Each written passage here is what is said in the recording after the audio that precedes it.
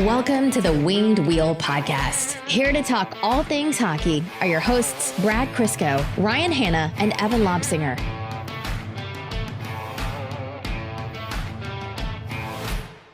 This is weird.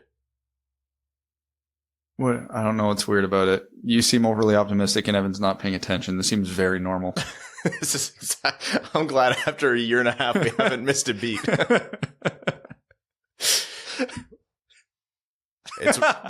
This is weird because now I just let you guys interrupt me, but now it's everyone just looks at each other strangely. We can just stare at Evan until he says something. We didn't have that for the last year and a half. Wow, a bunch of like conversational stuff, like how to carry a normal conversation like a person is coming back all at once. Because before, when we were on the doing this remote, one of you would be talking and I'd have you on half my screen, and the other half of the screen would be like notes or looking stuff up or research or whatever. Yeah, absolutely. That's what it was. I mean, the FBI called a couple times, so I couldn't do the rest. And now it's we have to make eye contact and look at each other. Don't look at me. It's so weird. I am learning how to socialize all over again. You didn't even know in the first place. You just had the rest of society reset to where you're at. I keep That is true. forgetting you guys have been locked in your house. I've been out in public for like 6 weeks now. So Yeah. like I said, the being in this room feels weird, but like the whole interaction thing, thankfully, still feels a little normal. I will say, I missed you both, which I never want to feel again. So let's hope that doesn't happen again. And you're both also rude for letting me be the only one who got fat during COVID. No, Abby was right there with you. Yeah, Abby got a little bit. I just turned into a bag of sand. I didn't like get fat. I just like became goopy. Yeah, everything you had and became lumpy. loose. Yeah, oh yeah. Yeah. Things jiggle more than they ever have. I'm very cognizant of skin elasticity now. Yes, I shower with the lights off, so.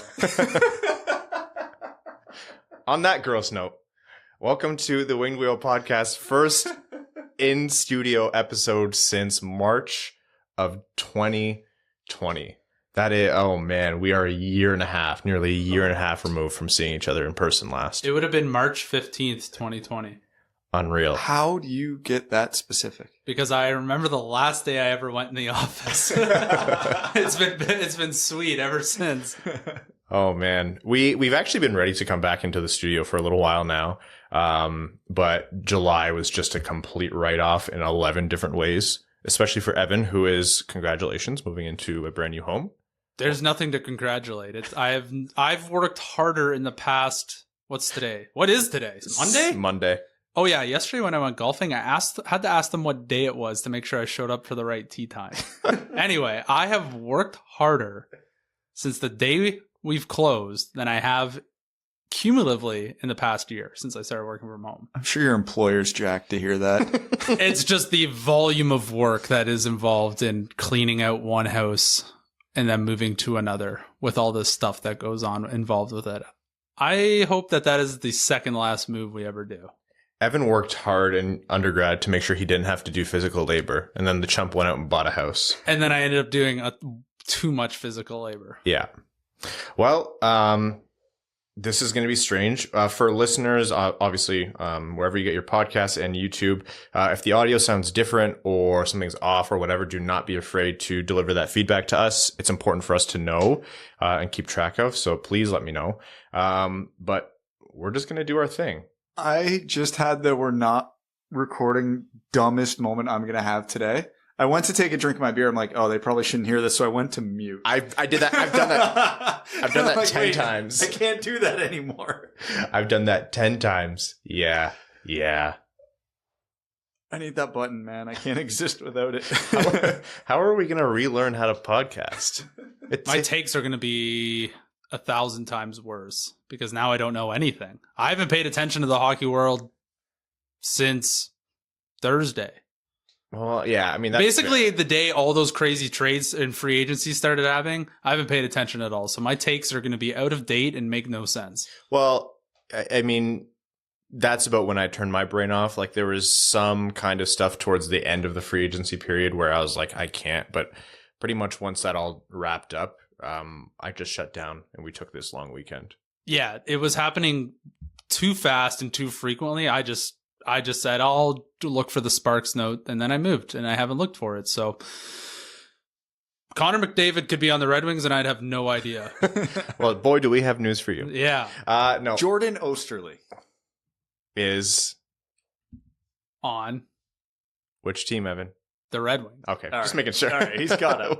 Yeah, you're up to date. On this episode of the Winged Wheel podcast, we will be talking about a little bit more information about the event that we mentioned last episode, because some of you had some questions. We'll be talking about the Bertuzzi contract, re-signed for 2 years. Vrana and Ernie have filed for arbitration, and we'll be doing some mention of the World Junior Summer Showcase, some notes there.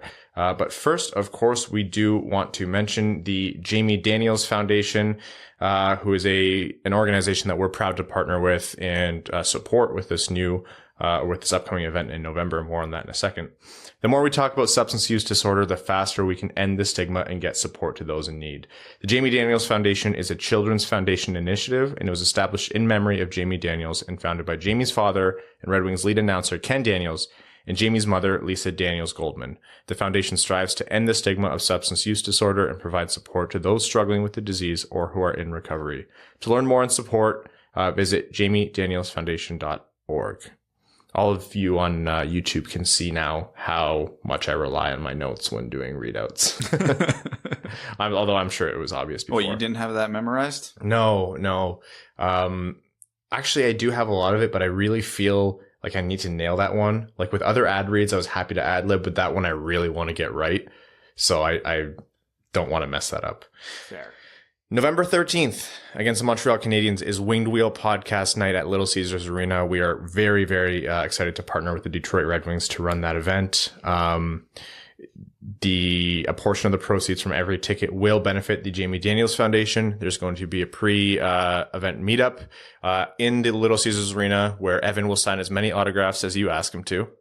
Yeah, that's like one of my top things I dislike, but I will do it. I will do it. That's how you know.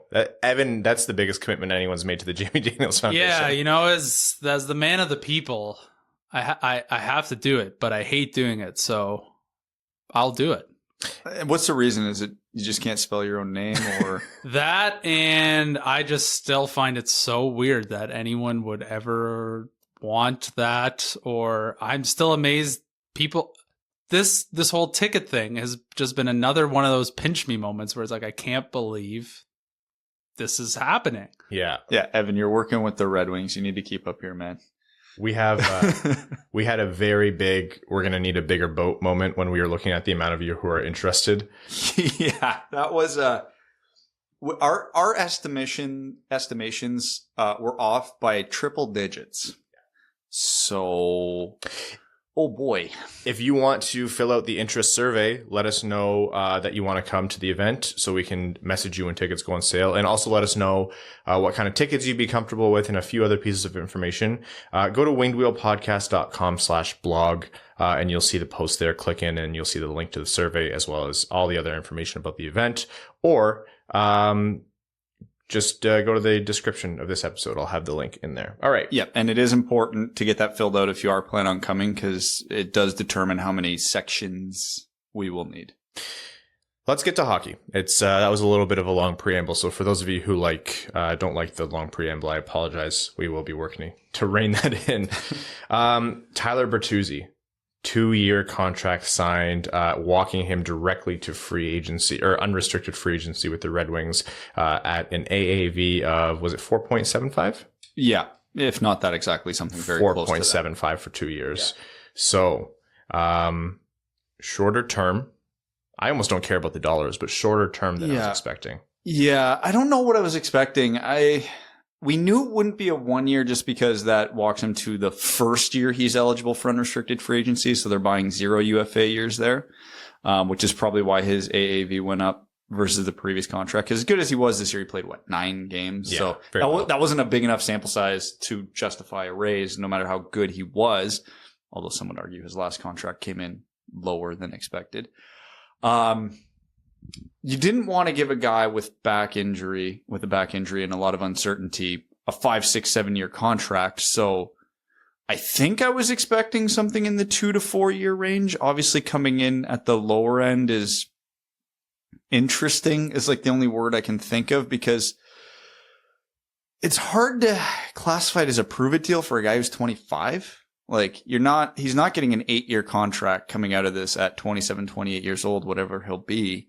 And Yzerman is absolutely not the GM to give a 27, 28-year-old 7-8 year contract. So I don't know what fully to make of this, because my gut reaction when I saw the contract as is, oh, this is trade bait. Mm-hmm. But that's way too speculative because he's coming off a back injury. So there's legitimate reasons, even if they plan on keeping him, to go short term, because they still don't fully know what Tyler Bertuzzi they're getting this upcoming season. According to everything that's come out from Tyler and the team, injury progress is fine. But until you get into a game, you don't know that. So yeah, AAV be damned. The Wings have $1 billion in cap space and it doesn't matter. And he's a good player. Who cares? Yeah, the 2 years, he's got a year or he's gone. If he even makes it that far. Because it was Mantha got 5 months from his contract extension before he was in Washington. Yeah. So yeah, you don't have to be scared of, any contract means you're locked in. That's not the case with Yzerman. Yeah, I think what I've ultimately come to in my head is I don't think Yzerman signed this contract with the intent to trade him or not. This is just a risk management contract. Like, hey, if this goes well, we can keep him. If this goes well, we can trade him.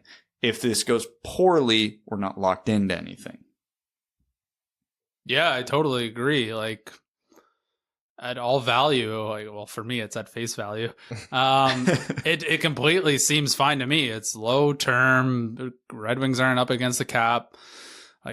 And they can use it in many different ways. They can re-sign him later, and I don't imagine the dollar value will be high. Or they can trade him and use it to collect more picks. So to me, it's fine. Yeah, I'm gonna give my honest take here, and this is maybe something that I would have kept down because it might piss some people off. But my first take, and something that I can't shake, is I think he's gone by the deadline. I don't think you're wrong in saying that the injury has something to factor in here, because you don't sign a guy long-term coming off a major back injury without knowing that he can play. For sure, that's part of it. 2 years, like, what are the options that aren't trade? He plays well. You don't want to sign, like you said, Brad, you're not going to sign a guy for 7-8 years at age 28.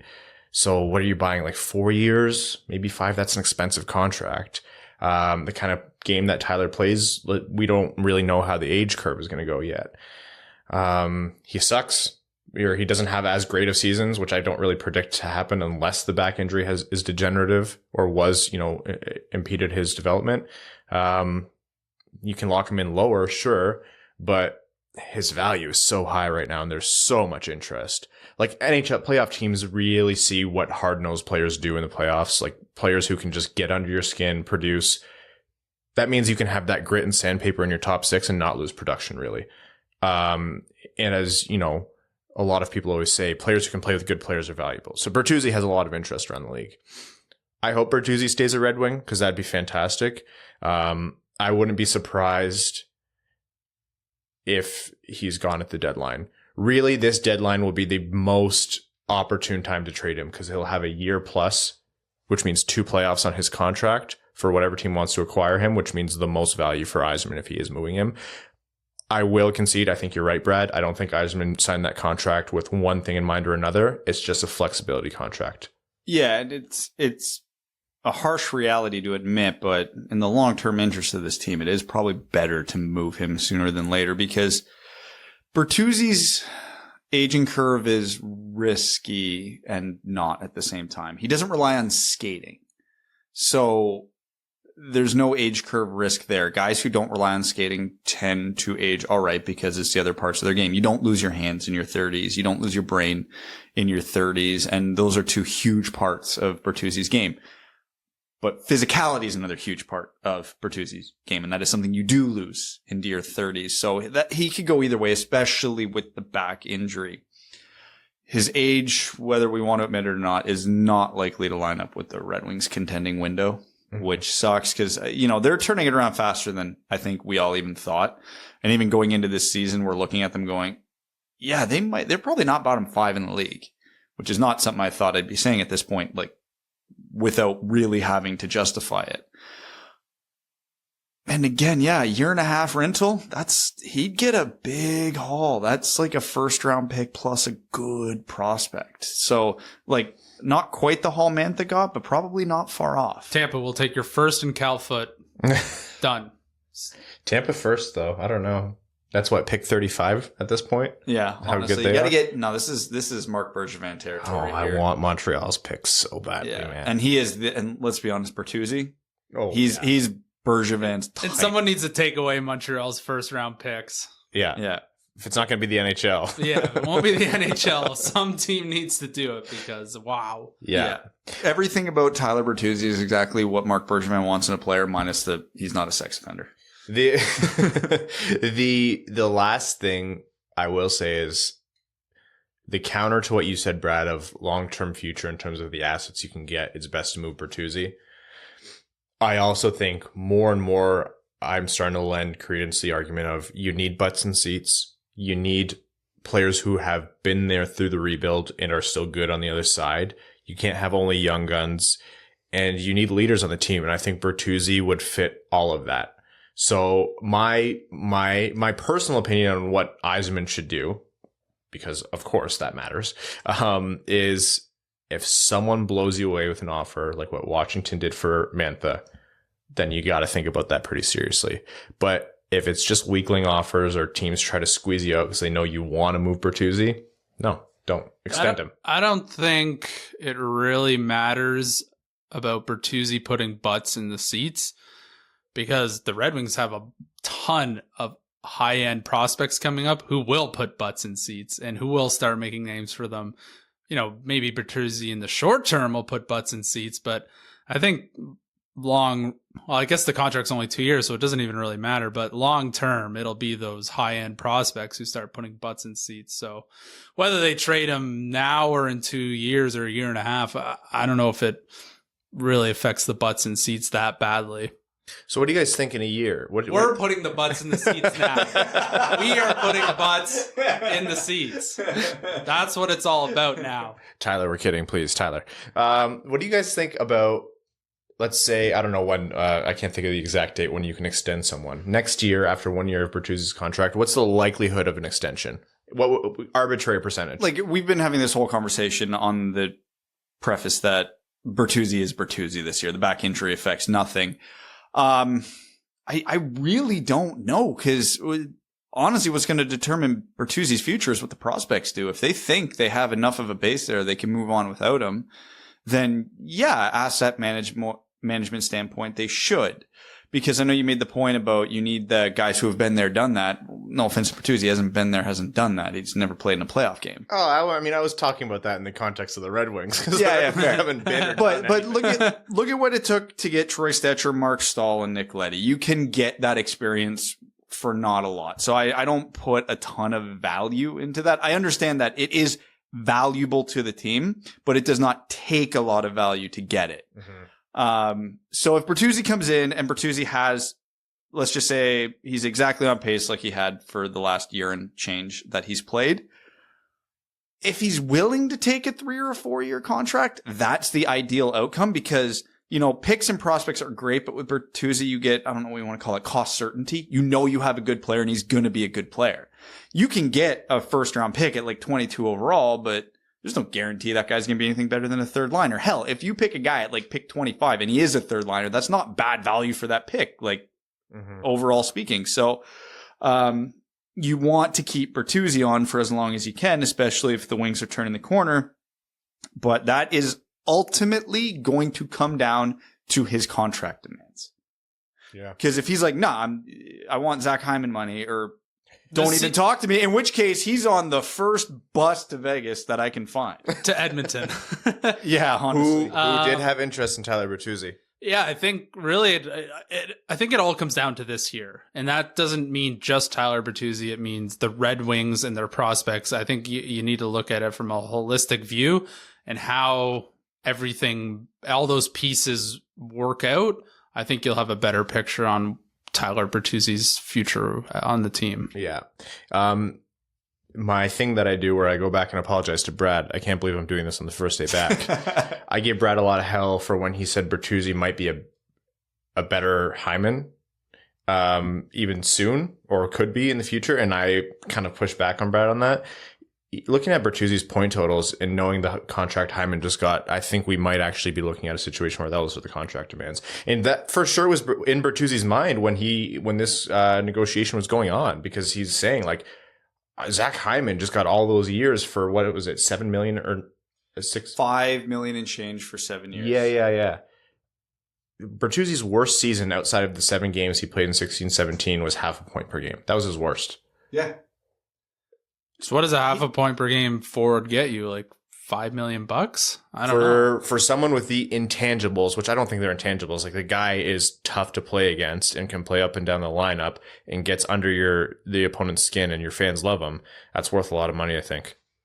Should it be? I don't know. Yeah, and Bertuzzi didn't have the advantage of playing with Mitch Marner and Austin Matthews. Mm-hmm. Like, it's, say what you want, but that's playing with Pavel Datsyuk and Henrik Zetterberg's what got Justin Abdelkader $30 million. Yeah. I was on the Hockey 401 podcast because he wanted to talk about some of the free agency stuff, and I mentioned, I'm like, does anybody outside of Detroit not see the eerie similarities between Justin Abdelkader and Zach Hyman going into the contracts? Same rough point totals, playing with 2 superstars, same age, same term. Like, how is nobody else seeing this? In fact, the last full season each of them played before the contract, Abdelkader's point totals were better.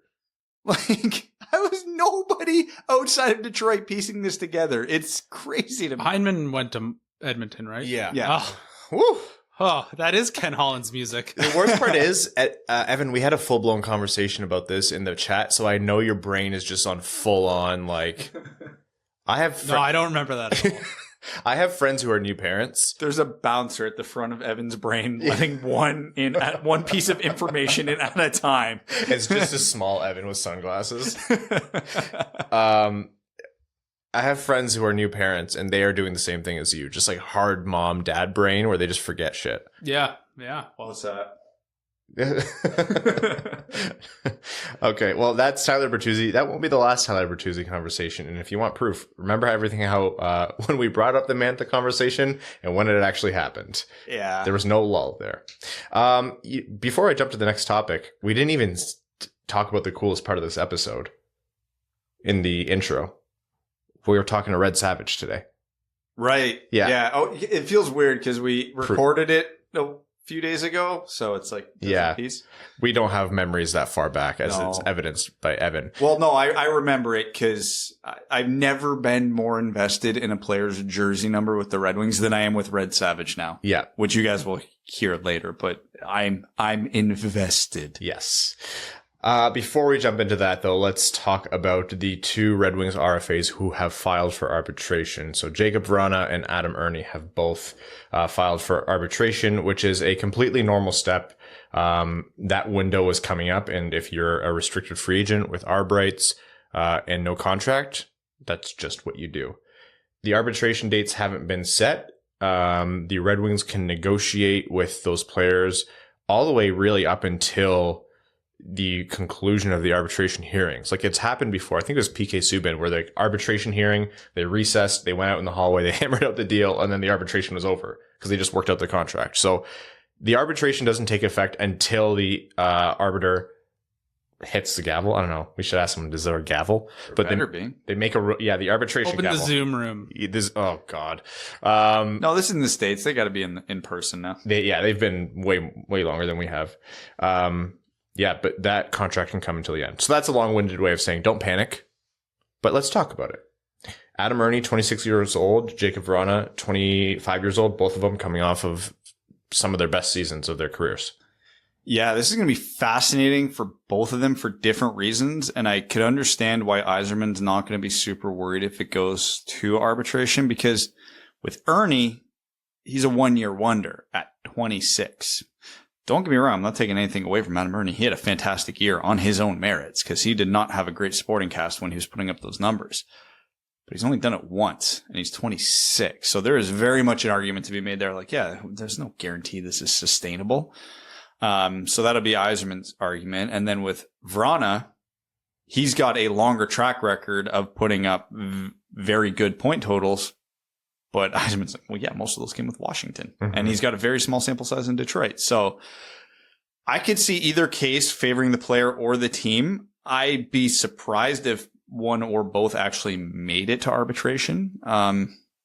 Since I know those guys probably realize they don't have a lot of leverage outside of Detroit right now. Yeah. Because Vrana didn't come in with a great reputation because he was getting benched and playing down the lineup in Washington. And Adam Ernie, again, 1 year. He doesn't have the track record. So they're both very, very fascinating to me for very different reasons. And I could see it going both ways, which is going to make the next few weeks like lead to some super interesting conversations that we're not going to be privy to. Why is that? Oh, Yzerman, it's just Leak City in Detroit, right? Like, we're going to get... Someone messaged me and they were like, hey, do you know what the holdup is with the RFA contracts? I was like, hold on, let me just check in with Steve. Like, I don't know. You think I'm sitting on that information, bro? I have a Red Wings podcast. I tweet that out yesterday. If you ask Steve what he had for breakfast today, there's a 75% chance you're not getting an answer. Steve, what'd you have for breakfast today? Was it oatmeal? Are you asking what I had for breakfast, or are you telling me it was oatmeal? Was it oatmeal? I don't know. What do you think? I can confirm I ate today. Yeah, we ate. I don't like to say that when we eat or don't eat. I just don't think it's really necessary. It's not what I do, but we ate. Jesus Christ. This podcast was a mistake. Yeah, it certainly was. I'm the same as you, Brad. I'm not worried about Ernie's number. I'm actually not worried about either of their numbers, and that's just a symptom of like the Red Wings having $1 billion in salary cap. Ernie's number I don't see coming in high. Even off of a career year, he had 20 points? 20 points in about 45 games. If I'm being honest, I don't care what Adam Ernie's number is. With the amount of cap space the Red Wings have, I'm obviously being hyperbolic, but I don't care if it's $2 million or $5 million because there's no way Stevie's signing Adam Ernie long term. There's an argument to be made that they should sign Jacob Vrana to a longer term deal. So I'm a little more invested in his contract negotiations because I'm a big Jacob Vrana fan. Vrana is one of the few guys in his mid-20s on this team that I will actively sit here and say with no hesitation, I want him through this. Oh, yeah. He is a legit good player and a legit player that the Red Wings don't have anywhere else in the lineup with what his skill set is and his finishing ability and his shot and his elite goal-scoring production. Because, again, we can talk about all we want about what his overall totals were in Washington, but he's always near the league lead in goals per 60 at even strength. And everybody's like, yeah, well, he's not playing with the guys in Washington that he is going to, now that he's in Detroit, except he was playing on the third line in Washington, so he wasn't playing with it. And then he came to Detroit and his goal-scoring rate went up. So, I'm a big Jacob Vrana fan. So if it were me and Vrana's like, here's my number, give me whatever turn you want, I'm happily signing a 4, 5, 6 year contract with him. You're looking at a Mantha deal then. Yeah, something along those lines is what I would like to see for Vrana. Mantha's was 4 times 5.7. That'd be perfectly fine with me. Are they the same age? 94 and no, Vrana's 96. a year or two younger. Yeah. Vrana's, yeah. I would love UFA years bought. I agree. I wonder, Yzerman did say, don't listen to what he says, but Yzerman did say, we're not doing long-term on anyone. But I wonder if Vrana is one of the exceptions. And that's purely based on what their professional opinion is of him. Like, what do your own pro scouts think, and what does the team think of Vrana? Is that 11-game sample a demonstration, or was it a flash in the pan like maybe you think with Ernie? Just putting a pin in this Ernie thing, all the reasons we talk about why Tyler Bertuzzi might be valuable at the trade deadline in a more tempered way, same thing goes for Adam Ernie in my mind. But we can circle back on that. Yes and no. Ernie doesn't have name recognition. As we've seen this free agency, name recognition and reputation almost matter more than actual production. How dare you besmirch the good name of Adam Ernie? 8 goal. He had like an 8-game point streak or something. What I'm saying is Adam Ernie is legitimately good and nobody outside of Detroit realizes it. That was the point I was making. So it means nothing for his trade value. Yeah. Vrana's last contract was 3.35. Yeah. I don't know what this number is going to come in at. Similar to Mantha, I think would be good. I almost wouldn't want 4 years though, because that would take him to age 29? Perfect. We get all of his prime. I'd rather buy up a couple more years. Oh, you're saying you want 5 or 6 years? Yeah. Yeah, Comes in I'd be cheaper. fine with that. Takes him to 31. That's still... And I mean, I guess the real kicker here will be what kind of no-move clause would kick in once he's out of RFA status. Yeah, and it'll be interesting. But a point you made earlier is you need guys through this rebuild who have been there, done that. And we can legitimately use the line, Jacob Vrana, Stanley Cup champion. Oh, yeah. So that is a guy that would be good to see through to have around when they get to the playoffs, because even if he wasn't the biggest producer in the playoffs because he was playing down the lineup, whatever, he's been there. He's literally done all of that. So that would be a good guy, because like with Bertuzzi, he fits the prototypical mold of like your grizzled vet who's been there, done that, and Vrana's more your skill guy, but in this case, the skill guy is the guy with the ring. Mm-hmm. So obviously there's value in having both of them there. And if they extend both of them long term and they're both through the rebuild, that's a great scenario. But yeah, if, Vrana, there should be a real conversation, just as much conversation with him as there is with Bertuzzi about, do we want him long term? And ultimately, I think with both, if they both perform well and their contracts are reasonable, the answer is yes. Vrana, short, long term, what kind of number?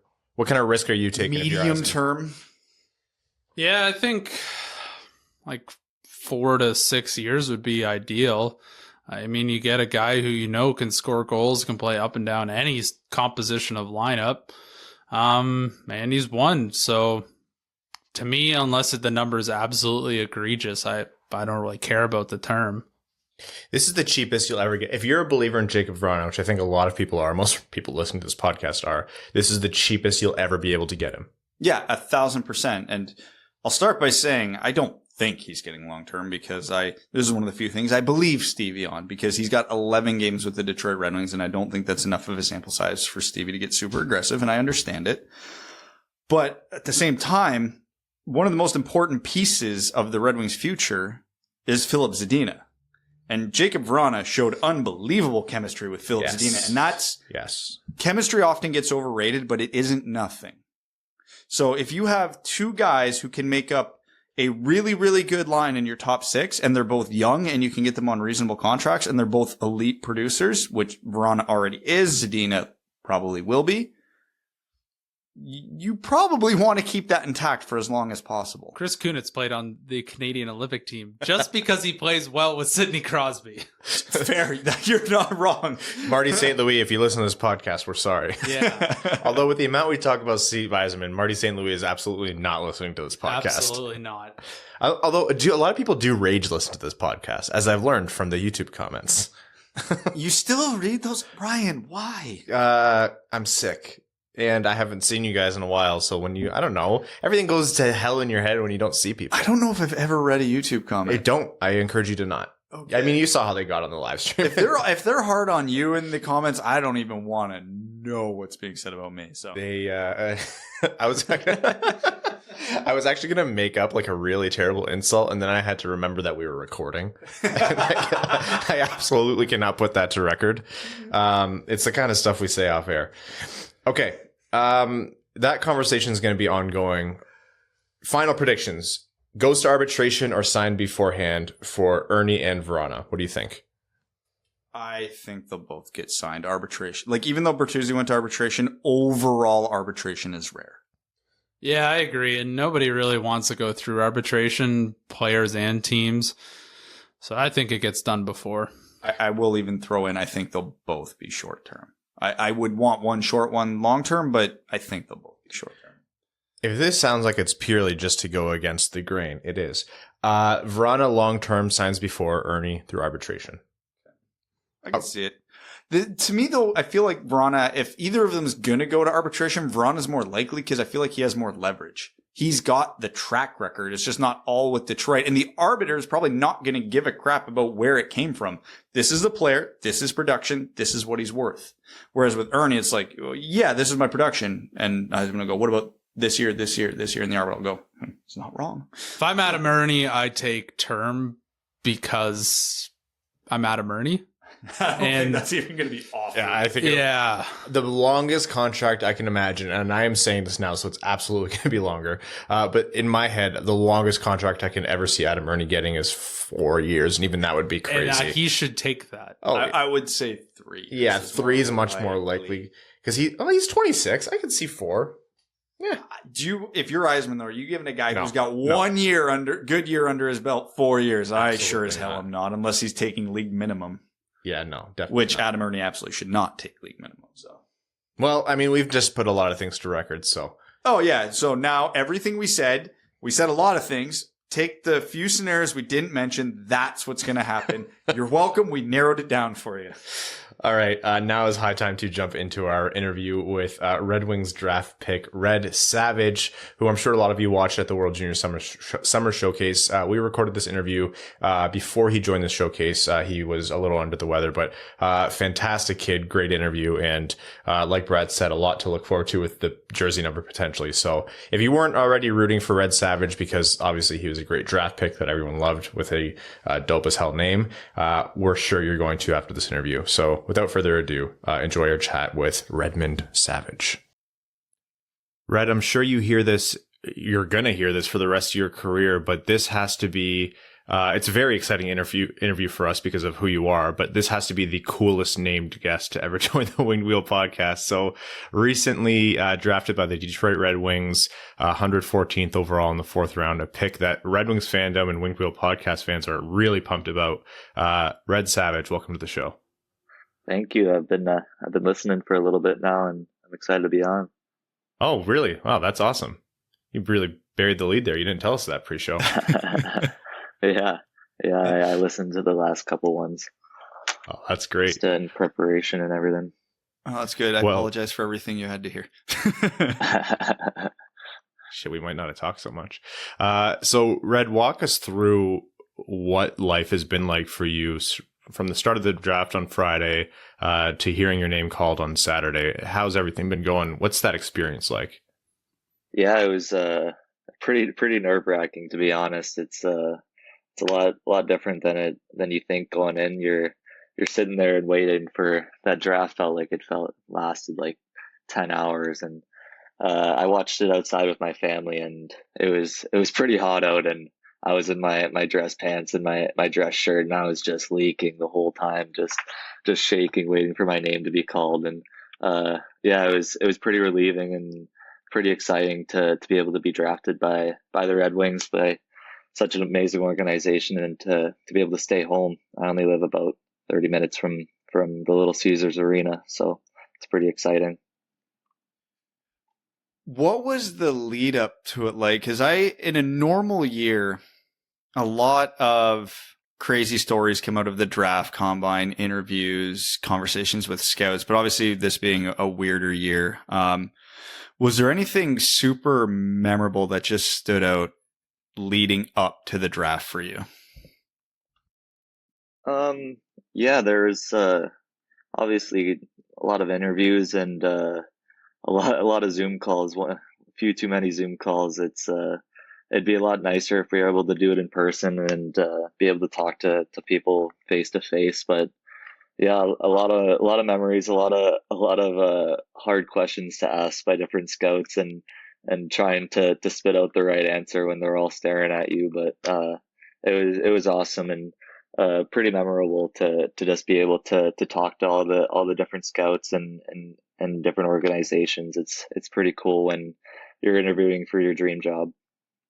Any weird interview questions? Because we've had some odd ones in the past, but any stand out?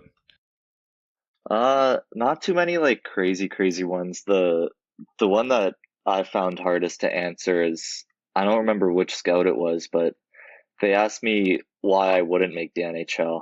And it's like, you go into an interview like that and you're thinking of all the right things to say and how to pump yourself up as much as possible to these scouts. And the first question he asks is something that I gotta just dog myself for a little bit and tell him why I wouldn't make it. But yeah, it was a little, I had to think about it for a little bit, but it was good. So after you were drafted, did you get a call right away or right before your name was picked? And if so, who'd you talk to from the Red Wings org? Yeah, I got a call after I got picked. I didn't know it. I found out in live and in person on the TV that I got drafted, and it was actually I believe it was Draper's daughter. She was working for the PR staff, and she was the first one to call me on behalf of the PR staff, and got me acquainted with everyone there, and it really just branched off from there. Have you talked to Stevie yet?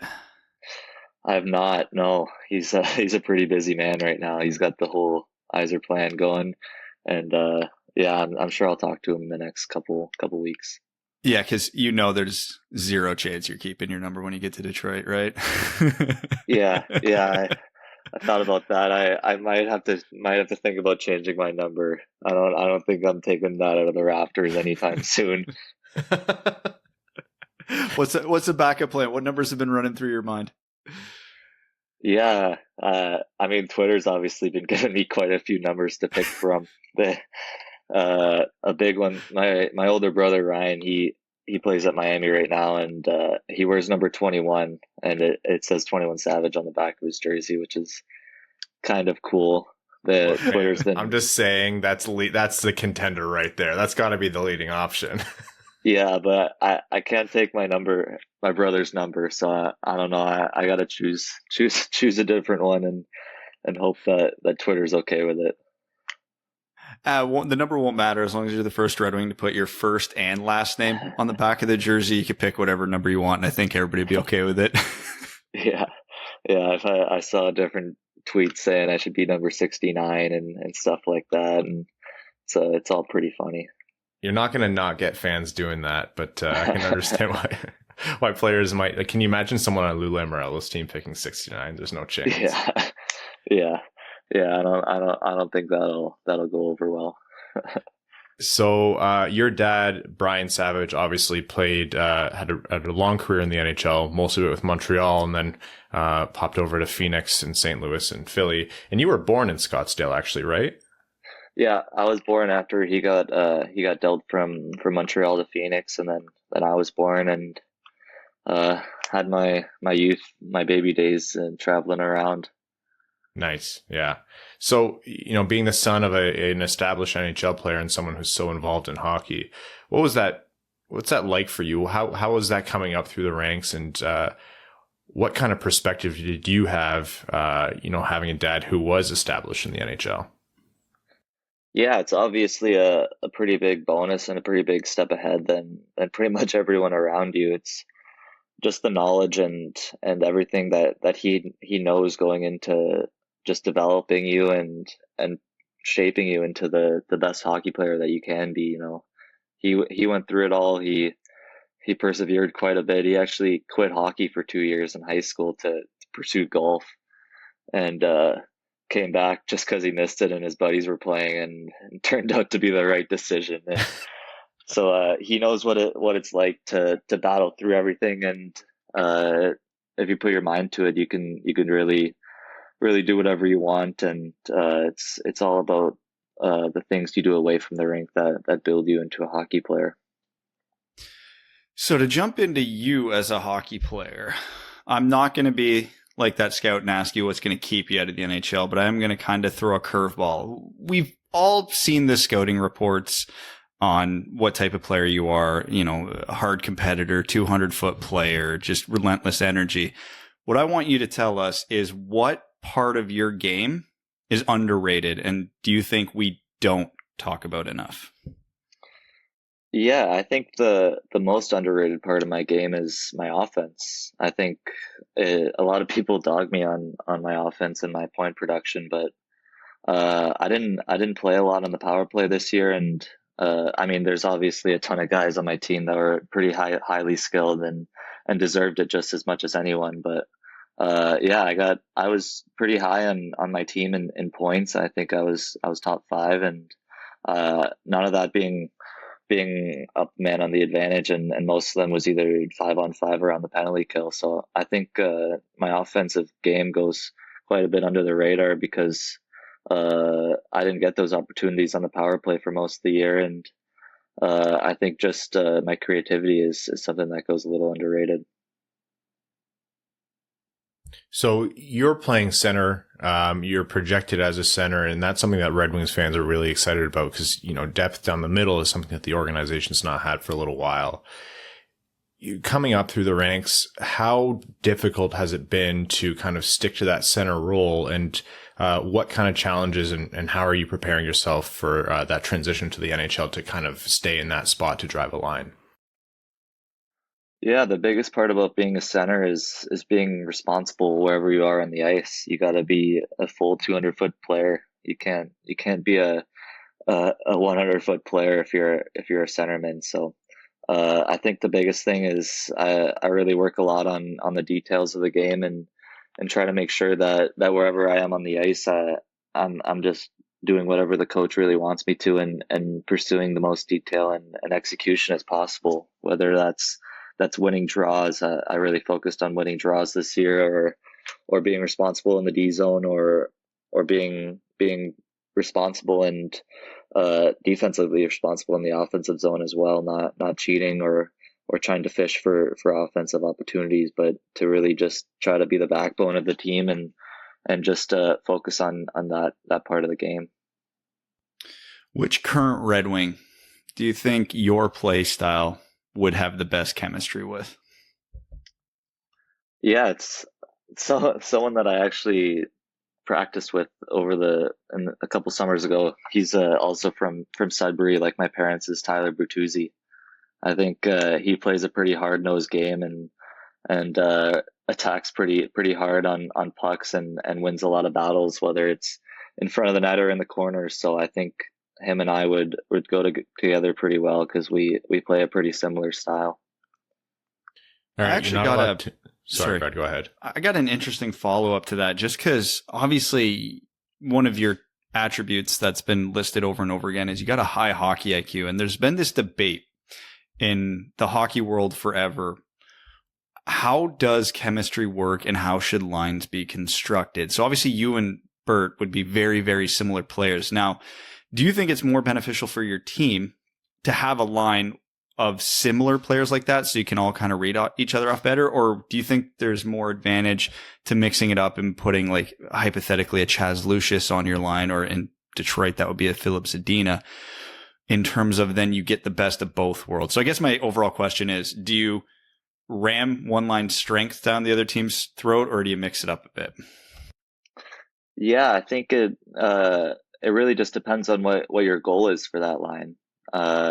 Throughout our year, we had two really high offensive, high scoring, point producing lines that really were pretty great offensively and pretty awesome creativity. And then my line had a role of playing against the top lines against the other teams, where our biggest job was keep it out of our end and keep it in their end as much as possible, because those top lines again that you play against in the USHL and in college hockey, they really don't like playing defense, and the best way to keep the puck out of your net is to keep it in their zone. So my line was consistent of really hard working guys that played with a lot of pace and a lot of work ethic. So we ended up logging a lot of minutes, even though we weren't maybe the most offensive line out of the bunch, but we ended up logging a lot of minutes because we played against those top lines. So it all just depends on what you're trying to do. I think one of my attributes is that I can play up and down the lineup and fit in those different roles and in those different lines. So I think the biggest goal is whatever the coach is trying to do with that line, whether it's create offense or create shut down those top lines and try to evade those top goal scorers on the other team from the point sheet as much as possible. So, Red, you've just been drafted by the Red Wings, and now you have an NHL career to hopefully build. What's next for you this summer? I know we were talking about the showcase that's going on right now, and where do you see yourself next season? What are some options that, or actually, we know where you're going, so why don't you talk us through that? Yeah, I plan on going to Miami of Ohio next year to play with my older brother Ryan. He's going to be a junior next year, and it's going to be the first time that we're going to be able to play together in our lives, because we're 3 years apart, so it's kind of that awkward age gap where I was never good enough to play 3 years up, and he was always a lot bigger and stronger than me. So we never really got to play on the same team. So I'm super excited to be able to play with him for the first time, and I'm excited for the organization. I think they had a little bit of a rough year last year, and I'm hoping to be able to go in and have a pretty big opportunity to make an impact throughout the lineup and play in key situations where I might not have had in different colleges that might have different amount of skill groups. Be honest, have you already messaged the coach petitioning to get you on the same line as your brother? Yeah, I've talked to the coach quite a bit, and yeah, I'm hoping that we'll be able to play together at least for a little bit and see how our chemistry is and see how we play together. My brother's got a really good shot, so I'm hoping that we'll be able to play together and I can rack up a couple assists with him. All right. Speaking of family ties, you are not allowed to answer the next question with Brian Savage. What NHL player did you idolize growing up? And if it's a different player, what player in the NHL today do you model your game after? Yeah. My biggest person that I looked up to throughout not only my whole life, but really the past couple of years is Nick Foligno. He actually lives up on our lake in Sudbury. We're a quick boat right away, and we used to work out together and skate together in the summers when I used to go up to Sudbury throughout the summer with all my family up there. And he's someone that I have on my contact list, and I really enjoy talking to him and jogging his brain about whatever I can, whether it's leadership and professionalism or just anything throughout the game. I like to talk to him and get his input on whatever I can, and I really owe a lot to him on why I was chose captain and why I improved so much as a leader this past year. Kind of on the same question, because obviously you grew up around the NHL.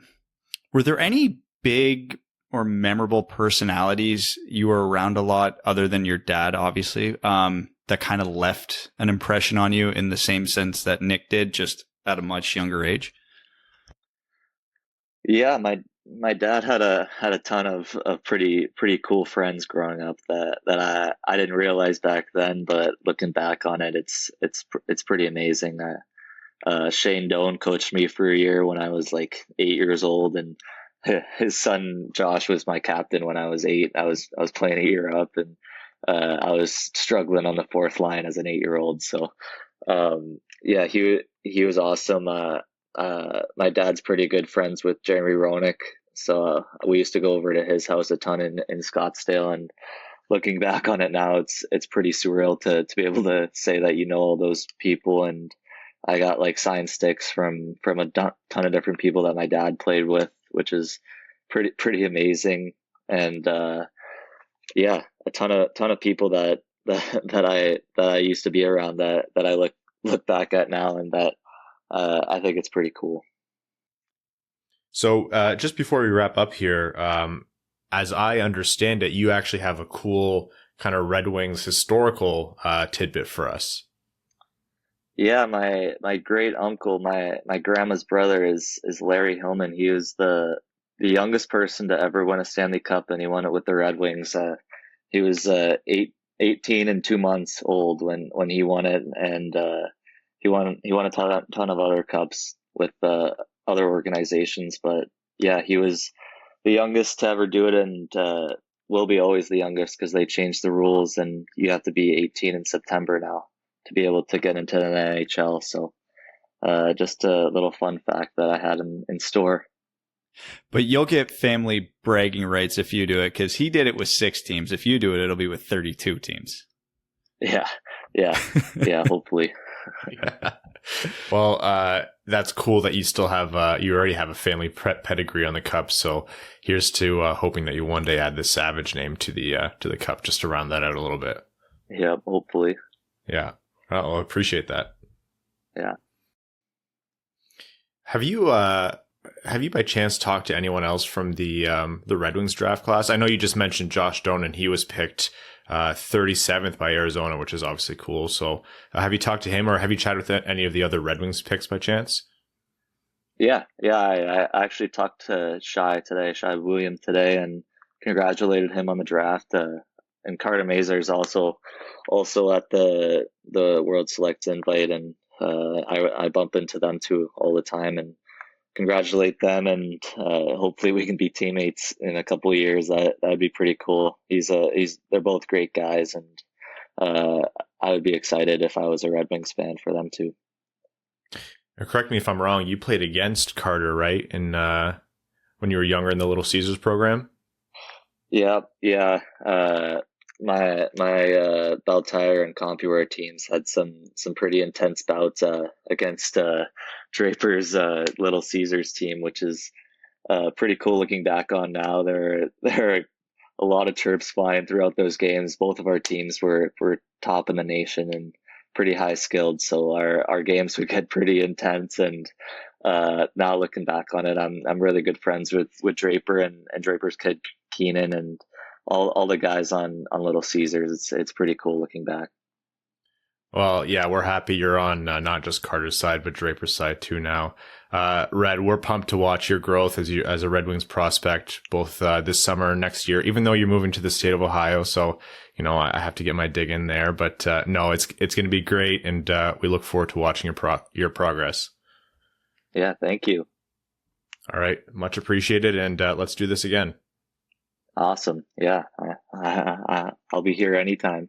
Perfect. Red Savage, everyone. And that was our chat with Red Wings 4th round, 114th overall pick, Red Savage.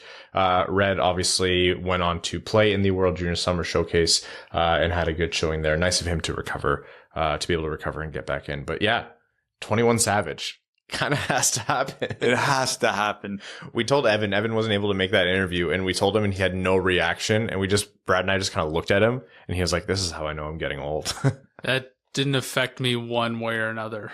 The worst part is 21. There's so many fun memes around 21 Savage because at one point he was deported to Great Britain, and I think he was living in Atlanta, and it came out that he was actually born in the UK. And just the British the British rap 21 Savage memes that populated the internet were amazing. I definitely missed that. This guy hosts a hockey podcast, barely knows where players are. He definitely didn't catch the 21 Savage. That is way outside my sphere, that's for sure. Okay, we'll talk a little bit about the World Junior Summer Showcase that happened in Plymouth. I think I want to start with Carter Mazur, and that's probably something that we have to address first. On the draft review episode, we talked about the players that the Red Wings picked within the scope of the draft. So not just the players, but where they were picked. And we met the Carter Mazur pick was met with a good amount of criticism from us in terms of like value and who was left on the board. And I mean, I don't think we take any of that back. Nope. But now that that's done, and the draft review is the draft review, I think it's important to zero in on the players. They no longer have their draft stock attached to them, or at least not in a way where it affects who the player is. Because as we saw in this World Junior Summer Showcase, Carter Mazur, very effective player on the ice, and you can absolutely see a role he could play on not just the World Junior team, but Grand Rapids and Detroit in the future, maybe. Like that, I just want to focus on this is a great example of the pick and the player being somewhat separate in terms of evaluation. Yeah, it's a lot of super interesting things happened, and specifically for the Red Wings prospect on the U.S. team, Mazur especially, because he was playing both special teams, scored a couple goals, very different goals too, one super greasy goal and one off the rush. You could argue the goalie should have had it, but it was still a hell of a shot. Yeah, from the top of the circle. I was surprised. That was a really good shot. That was a really good shot. Again, we can still argue the point. Do you draft guys who project as bottom six forwards in the third round? Nah, you probably want to swing more than that. But that being said, if you end up with a guy who's a good bottom six player in the third round, that's still tremendous value. It's kind of the catch-22 of it all. And Mazur was really showing the versatility in his game, which was good. It's funny. We'll talk about the WJSS as a whole here, but like almost the three most impressive players for the Red Wings at this tournament were all on the American team. Yeah. And yeah, Mazur almost arguably the most, probably relative to his draft position. But yeah, he was in every situation. He played the whole tournament. He was playing well. I think Savage probably had more impact, but he played less games. So there's the whole sample size thing. But yeah, no, it was really reassuring to see a guy we didn't know a lot about, didn't love him that he was an overage or re-entry. We didn't love picking him over some of the guys who were available, but seeing him up against his peers was good. And again, we'll talk about it with the rest of them, but towards the end of I shouldn't say the end, the last few games where Team USA started playing their quote unquote A team together, factoring in a good amount of injuries, but Buium, Mazur, and Savage were all playing still. Yeah, they were on the quote unquote A squad. Now it doesn't mean they're all going to play for the World Juniors because again, the States were missing 4, 5, 6 guys due to injury. So I think all 3 of those guys are going to be fringe to make the team. But the fact that they have 3 guys who were drafted this year fringe to make the World Junior showcase and none of them were drafted in the first round, it's a really good sign. Yeah, and there's a lot of great players that don't play in the World Juniors just because it's not necessarily always the best, however many players they bring to the tournament, because GMs and coaches for international teams have the same, not flaws, but quirks in terms of roster construction. And B, like there's just so much subjectivity and there's so much development that happens after. Like, so don't get caught up if Carter Mazur or someone doesn't make the World Junior team, but it is a massive bonus if they do. Shai Buium. We talked about the things that the Red Wings drafted him for, and that's exactly what he displayed. The way he activated on offense, the way he used his ability to carry the puck, not only just to break out, but break into the zone. Nice hands. I thought really good hands while moving. Really good deception to his game. That little subtlety to misdirect what he's going to do with the puck and throws opponents off. I like it. He's risky. Yeah, oh yeah, yes. I like that. I'm a fan of that. I'm a big fan of taking chances. My hair goes gray. But Edmonton's no different. Like I watch the things that happen in front of the net. I'm like, but it's good. No, like I'm a bum. I hate fun. So don't listen to me. Yeah. So, you see exactly why the Red Wings picked him where they did. You see exactly why some teams were hesitant about it with the risk and all that, and needs his refining. But yeah, I mean, we called it an upside pick, a project when it was made, and everything that we've seen in the last week has only reaffirmed everything we said. Yeah. But hey, I'd rather it reaffirm what we said versus saying, oh no, wow, that was a mistake. So yeah. I'll take it. Yeah. It's, this is a guy with a tremendous amount of skill and needs refinement to his game. I think Max had a great article. He had 10 observations on the World Junior Showcase, which I think, you should read if you haven't. But he made a good point that as his skating improves, his defense will improve. And Shai Buium, he has a couple things to work on. One, reduce I don't want to say mistakes, because I think you want a player who takes some risk to activate in the offensive zone. Your spots better. Yeah. That'll reduce turnovers and improve the defense, and that comes with experience and improving your toolkit, which is by improving skating, which is just getting stronger, which is what these kids do as they develop. So yeah, altogether, from the Americans especially, really promising. Yeah, and Red Savage played the least games, but probably had the most impressive games of the bunch of them. He was making things happen everywhere on the ice, was relied upon in all situations, and was producing offense in typical Red Savage ways. For the Swedes, Niederbach was good, better than I think he got credit for. The pace issues that we've talked about before seem to still remain, but anytime he is given time, he certainly makes good use of it. Just as you jump up levels, you get less time, which has always been the concern with Niederbach, because he's not fast enough to get out of those jams when he runs into them if he doesn't make a play quick enough. So, again, it just reaffirmed what we thought. I don't think he was outstanding. I don't think he was bad, but I don't think Wallander was good. I think Sweden sucked overall. Yeah, I think Max even pointed that out too, that yeah, Wallander was bad, but the whole team was bad. And I tend to agree with that. Which is fine. Wallander was like the biggest project pick ever. I didn't love it at the time. I still haven't fully come around on it. I get it.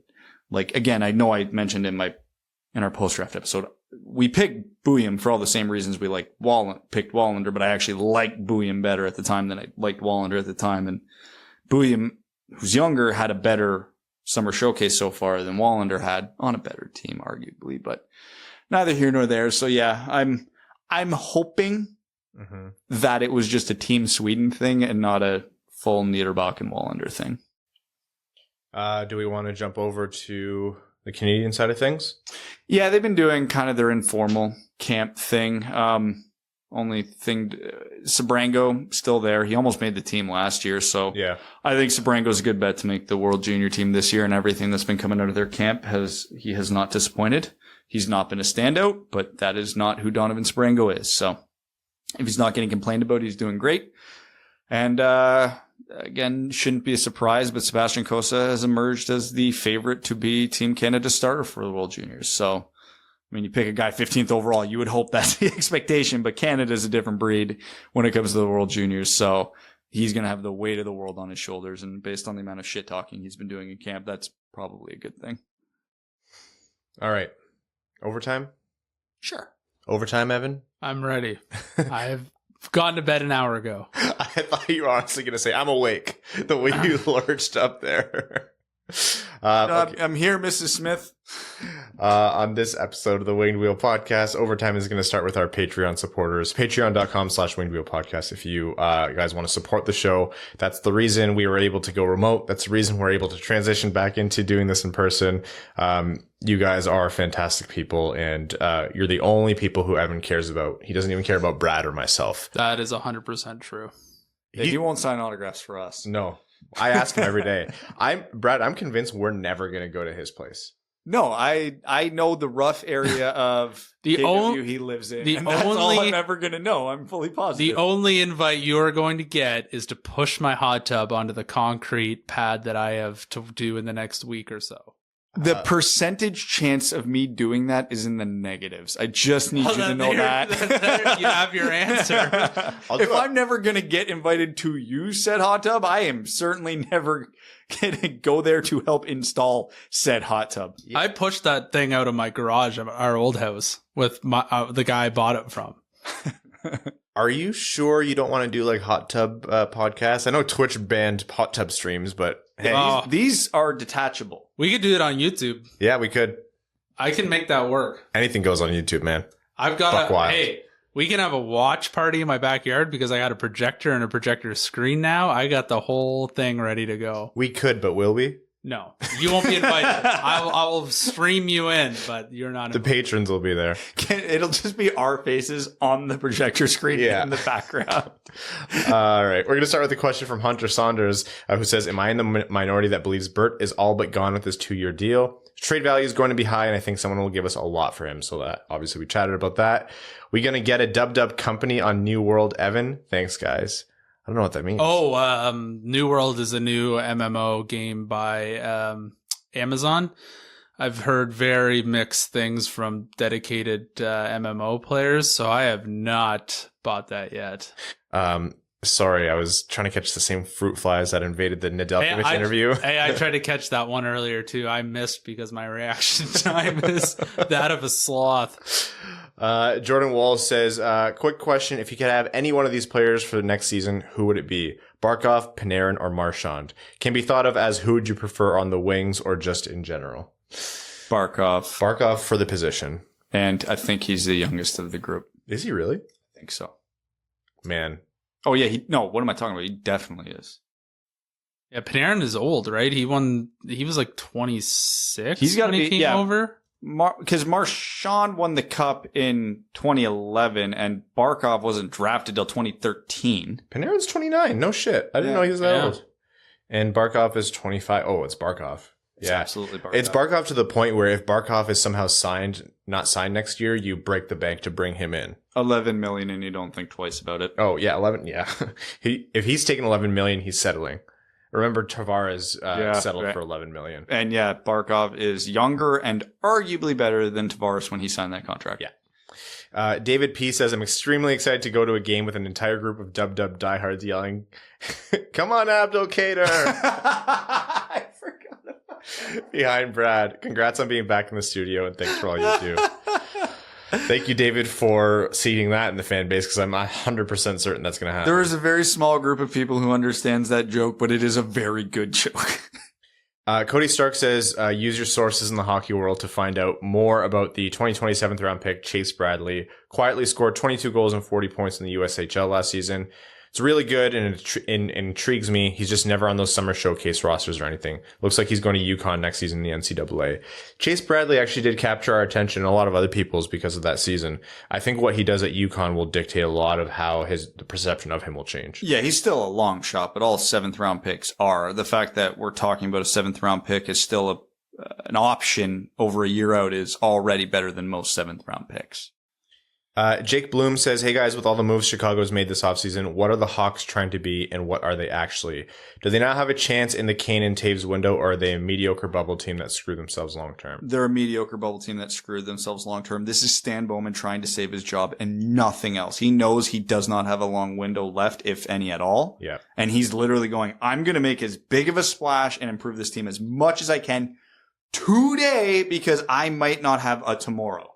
And that is, I like, that is from this, like wildly unfolding and still a lot to come, the allegations of sexual assault from 2010, and also legitimately, not to detract from that, but from the path the Chicago Blackhawks were taking before and some of the moves they made were questionable. So like his job, like, it's very much Jim Benning, needing to do stuff that works out now because there isn't a next year for him. Yeah. But he doesn't care. And I mentioned this last episode, but it's worth repeating. God, I can't talk. Benning doesn't care how badly he just screwed the Canucks long term because they are better this year, and that's all that matters to him. Same exact logic goes to Stan Bowman.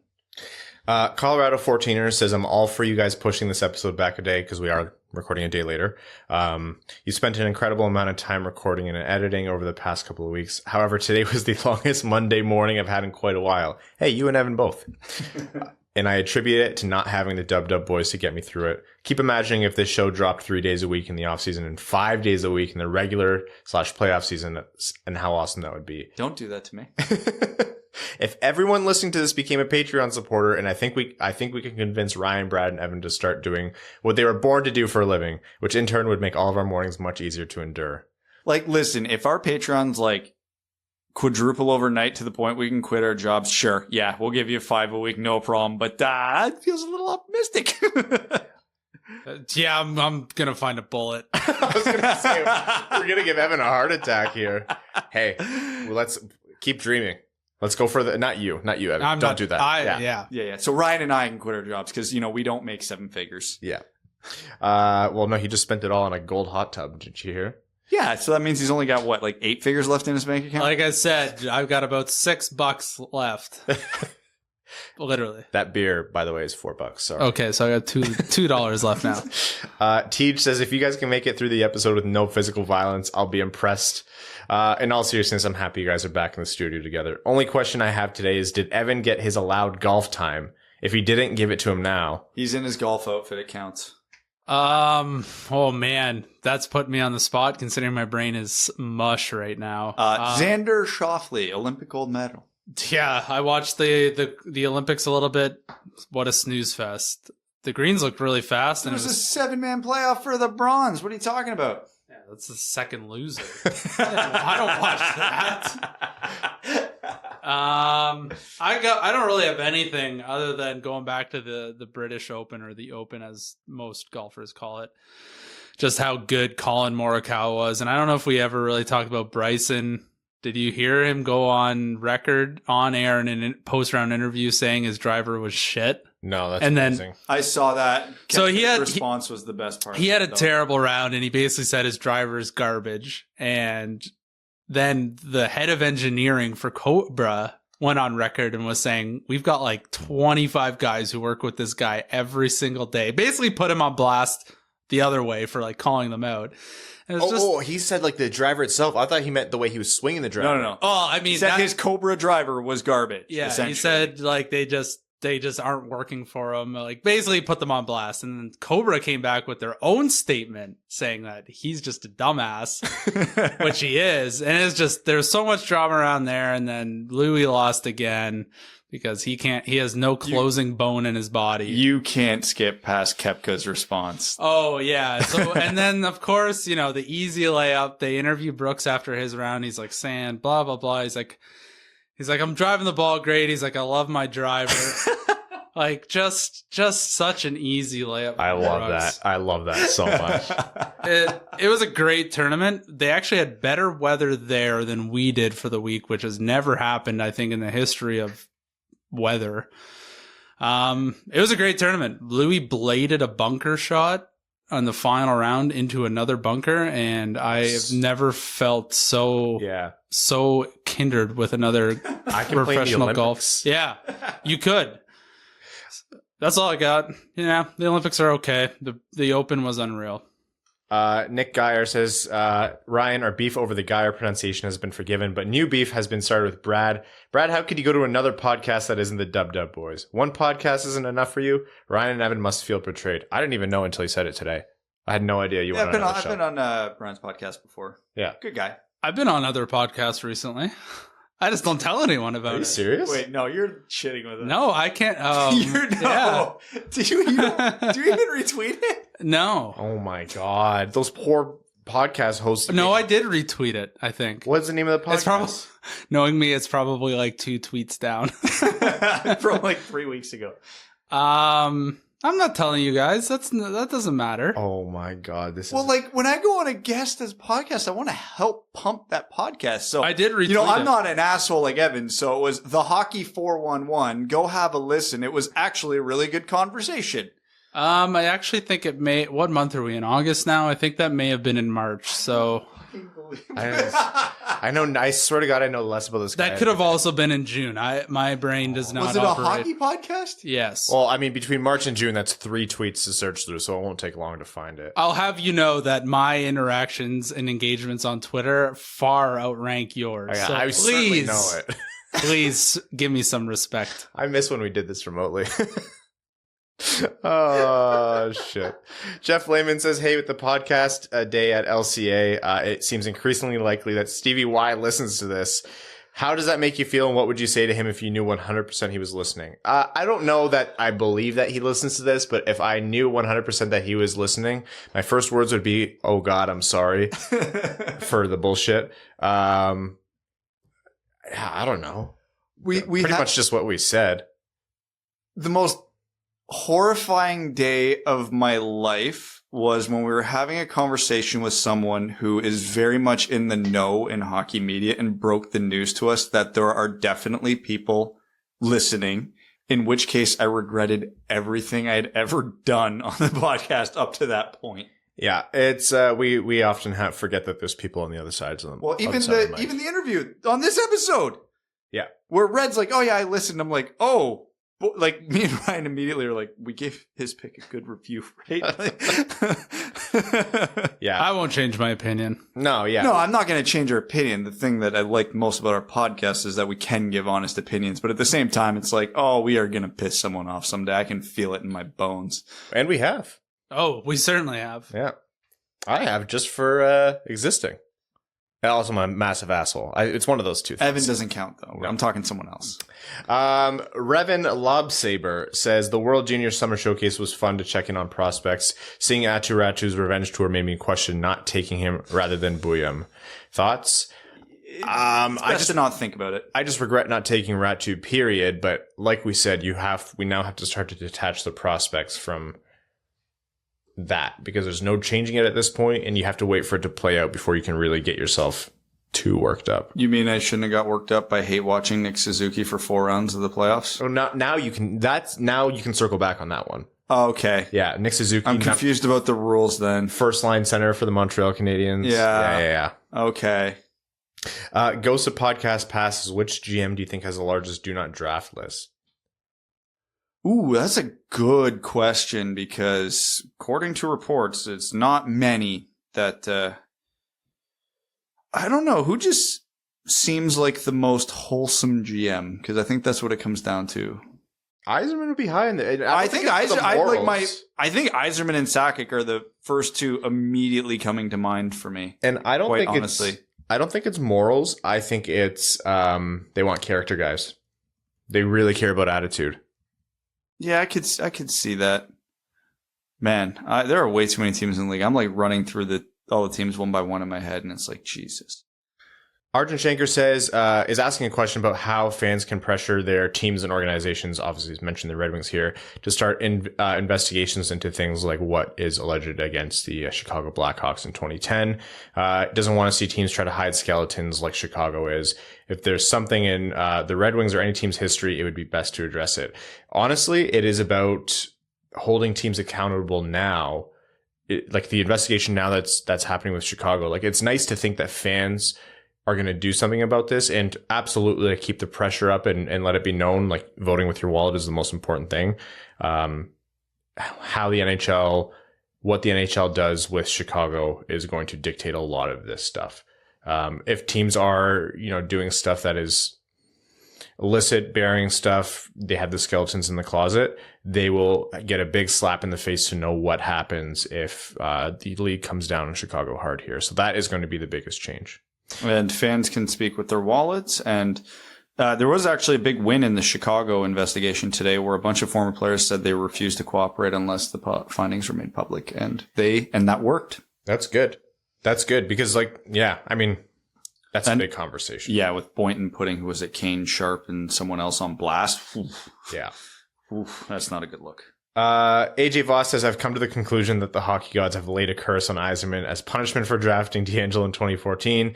Think about it. Since that moment, Yzerman and whichever team he was managing has had the worst luck, such as Tampa's injury issues in the subsequent years and the Columbus sweep. Tampa winning a cup after he left, and Detroit's bad lottery luck, among other things. I believe the only way for Yzerman to cleanse himself of this curse would be to amend another long-running crime against the hockey gods and finally retire 91. Only then will the curse be lifted and will we win a draft lottery. I fully buy into that. If you retire 91, good things will happen in Detroit. Like, there's some curse there, 100%. Let's do it. We can. What happens if we retire 51 now? Does that mean we get Shane Wright and he just has to pick a new number, or pre-retirement? Is that a thing? Yeah, like we'll honor it ahead of time. Yeah, pending retirement.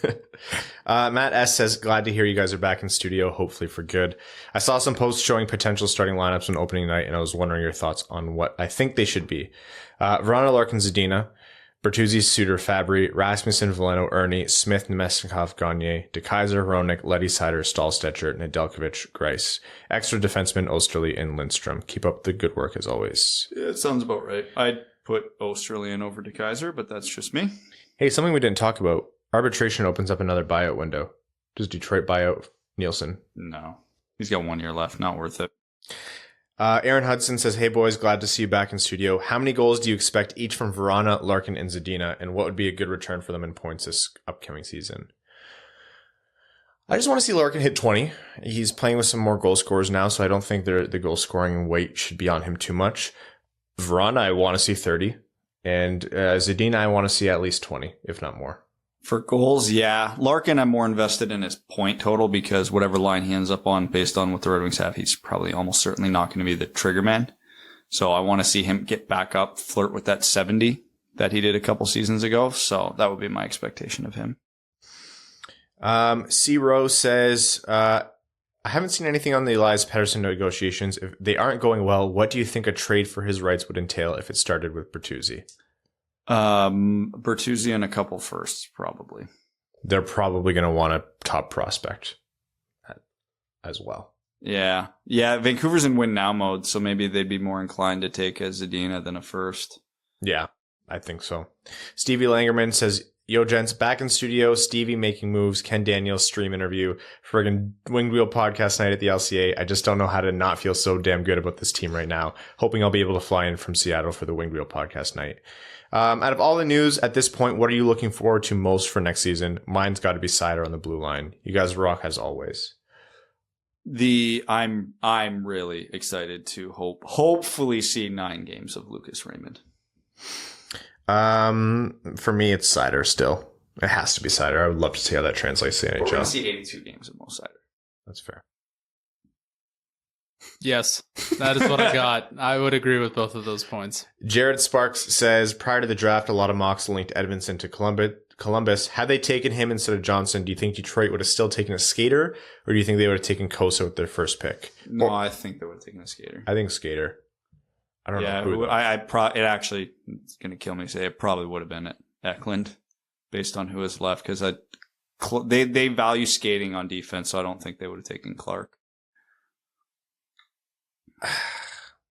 I think between the skating and the right shot, I think you're right. But I think Clark is closer than maybe I give it credit for. Third man in says, hey boys, thanks as always for doing the pod and the live streams, especially during the craziest week we've seen in a while.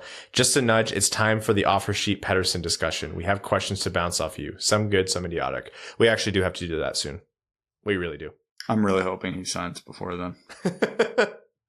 Ruthless and Toothless says, it's been a little while. First off, huge congrats to you guys for the LCA event. Your hard work, which is visible to all of us, has garnered you a fantastic opportunity. Congrats. What's happened to Bobby Ryan? As far as we can tell, nothing. Yeah. He's waiting.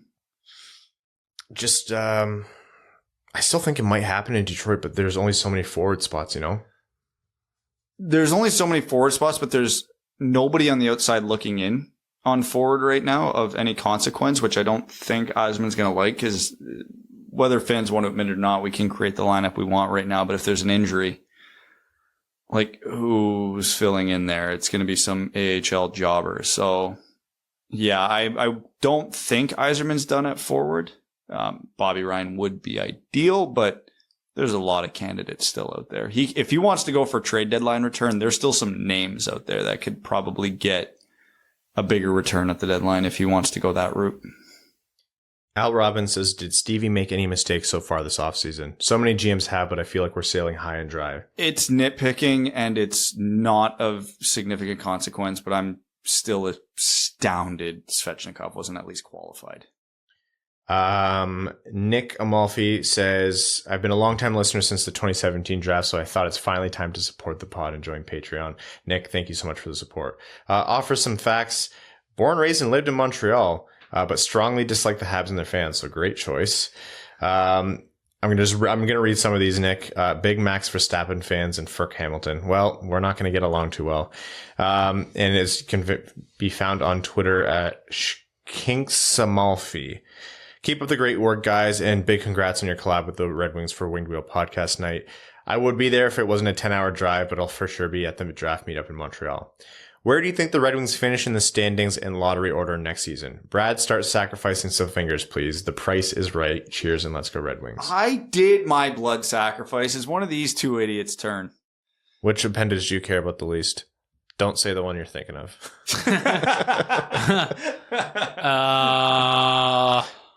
I'll give up a kidney, I suppose. I was going to say, like, pinky toe, but yeah, you do you, champ. Kidney will get us right. I think maybe a kidney might get us right in like a second overall the year after. Yeah, that's like perfect. Right in Michkov at least. If you're willing to use You have no idea how much drinking I did in college. that kidney's worthless. Yeah. I think they finish around 25th to 27th. Yeah, that's where I'm at. David Fanto says, first off, big congrats on the partnership with the Wings. I'll likely be moved to Atlanta by then, but if not, I'm there. If you were to go on a weekend-long party bender with one current or former Red Wings player, who would it be? I'm going to say Steve, just because if it's like a party bender, I'm sure he'll open up, and I think that'll be fun. Or the flip to that is he doesn't, and then you have a really boring party weekend. Well, then it's just like hanging out with Evan. Yeah, that's fair. Sean Avery. Hey, he is a former Wing. Sergey, crazy Moscow night. Let's go. Yeah, that would actually be a lot of fun. Sam W says, congrats on the sure and steady success. The pod community is growing every day. Watching some Edmondson footage after the draft, the guy closes his gaps really aggressively and runs people off into the boards at the blue line. I don't see a power play quarterback type shooter or passer right now, but with Nicholas himself working with him and Sider also in the mix, could we have two monsters on the back end capable of carrying on the Cronwall tradition? It's possible. That's why they picked him. Yeah. Mr. My Socks says, hey, keep up the good works. What are your thoughts on the current Red Wings Kraken multi-legged underwater creature discourse?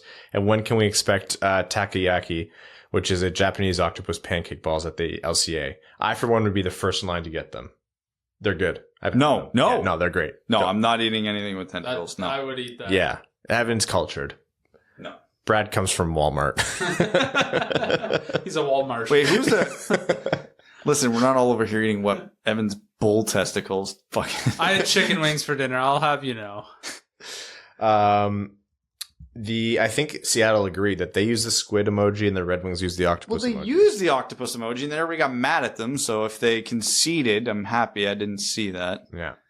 Phil Gassno says, what do you think is a reasonable return on Fabry at the deadline? Would you like to lock him up for a few more years? I don't know. Fabry's a hard one to get a gauge on value because it doesn't seem like he's got a lot of hype outside of Detroit. Based on his pure performance, he's worth at least a second, but there's not that kind of talk around him as a pending UFA, so I really don't know. I almost prefer to keep Fabry in the fold, especially if it's a reasonable deal, because I agree, Brad. I don't think he's going to get the kind of return that I think he should. And imagine a team with Fabry as like a third line winger who can slot up if needed during it. Like that, he's a guy who I'm very cool with not flipping for assets because he can't do it with everyone. Yeah, and honestly, we have a second line right now that could just be the Guelph connection. Literally all three players played on the same line in junior. Like come on. Yeah. That doesn't happen. If Jeff Blashill doesn't do that on opening night, like... Oh, it has to be. Every good thing I said about him in the last year is like, I retract. MVP 96 says, which deal would you prefer the Yzerman to make? Offer Sheet Pedersen 11 million times 8. It would have to be at 7, right? Because it's... I don't think you could offer 8. Or trading Zadina, Bertuzzi, Hronik, and a first for Eichel. Oh, that one definitely. Yeah, because that, I think, is... probably at around Eichel's value. Yeah. And honestly, I just like Eichel more. Forever Elite Darren Helm says, good day, Duds. It took until the Elite One signed with the sickening cup contenders on the snow waves for Brad to admit on air he loves Darren Helm. I'm very proud of you for finally shedding yourself of doubt and embracing your true feelings. This is your best take since the pro barber pole jersey take, which is objectively correct, and anyone who disagrees is wrong and dumb and not smart.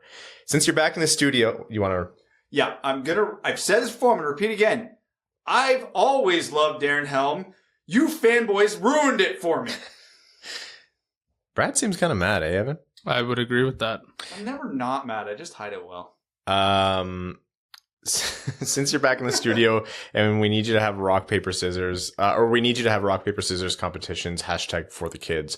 Ryan versus Evan, then Evan versus Brad, then Brad versus Ryan. I'm going to take rock. All right, let's do it. On scissors. So rock, paper, scissors. Okay. Yes. Rock, paper, scissors. Rock, paper, scissors. I told you I was That's an taking easy rock. win. All right, and then it's Evan versus Brad. I'm taking rock. Rock, paper, scissors. Rock, paper, scissors. Oh, well, my strategy didn't work this time. All right, Brad, me versus you. I'm taking rock. Okay. Rock, paper, scissors. Yes! Wow, what a piece of shit. I threw paper for all of you listening. Yep. I figured he was going to take rock, so I'd take paper. I thought for sure scissors were coming. Yeah. Quick self-centered shout out in lieu of jersey time. If anyone attended the Red Wings equipment sale and bought one of the game issued blank reverse retro jerseys and would like to sell it, please hit me up. Thank you. That's Isa Rohan on Twitter. Kyle Hashman says, just got a new bucket. It's plain white. Gonna spruce it up with some stickers, including Winged Wheel podcast sticker. Have they been game day tested? Do you have one on your helmet? No. You should. My team sticker on my helmet, thanks. Jokes aside, keep up the great work. All right, everyone. That is this episode of the Winged Wheel podcast. Thank you all so much. We're going to be back with you Thursday this week, just to space these out a little bit because we know we went late on the Monday. Thank you to Red Savage for joining us on the show. Thank you to all of our name level sponsors, especially on Patreon, Arjun Shanker, Yves Bartels on behalf of the Sarah Grand Foundation, Kyle Karagitz, Nick Perks, Brett Bailey, Terry, driver of Crying Ryan, Hannah's Banana Slam Jamathong, Taylor Tadgell, Brendan M, Citizen High Five, Craig Kibble, Cyrus Marsh, Derek Enstom, DJ Denton, Greach, Hana Lee, Hassam Al-Qassem, Jacob Turner, Jake Kiefer, Jeremiah Dobo, Joe Santangelo, Justin and the Angry Mob, Kalen Wood, King Tone, Cody Stark, Kyle Hashman, Kyle McClure, Matt McKay, Matthew M. Rice, R.A., Ryan Hubbard, Scott Martin, Stacy Lynn, Zach Spring, Andrew Bohan, Sam Bankson, Adam I Wish I Could Finish Like Ernie, another former junior goalie turned golfer, Antonio Gracias, Colorado 14ers, Connor Leighton, currently out of name ideas, Dave W., definitely not a Huckleberry, Evans Bingo Card, Jeremy Brockert, Josh Yelton, Kevin McCracken, Quaz, Matt Keeler, Matt S., Oz Good As It Gets, Stove Fresh Cheese Bags, Trevor Pevovar, and Zach Handyside. Thank you all so much, and we will see you on Thursday. Thanks for tuning in to the Winged Wheel Podcast. Be sure to check out wingedwheelpodcast.com, where you can subscribe to the show on iTunes, Spotify, or wherever you get your podcasts. You'll also find links to other ways to support the show, such as Patreon, official podcast apparel, and more. And don't forget to follow the show on Twitter at Winged Wheel Pod. And of course, the hosts at Brad Crisco, at Ryan Hanna WWP, and at Hockey Town Evan.